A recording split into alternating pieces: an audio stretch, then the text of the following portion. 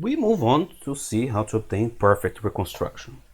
The direct concatenation of the analysis and synthesis filter banks without any processing in between leads to the product of their polyphase matrices. So it's H MDCT of C times G MDCT of C, and when we replace, we will have this final result. So we had this Fa times Z to the power of minus 1 times Fs.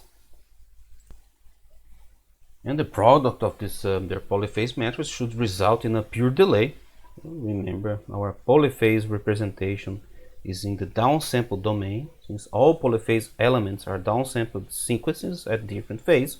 Hence, a multiplication with Z to the power of minus 1 corresponds to a delay of one sample in the downsample domain, which corresponds to a delay of one block in our original signal domain. This is a very important thing to have in mind. So again, a multiplication with Z to the power of minus 1 corresponds to a delay of one sample in the downsample domain, which corresponds to a delay of one block in our original signal domain. The pure delay is the case if we choose that Fs is equal to Fa to the power of minus 1.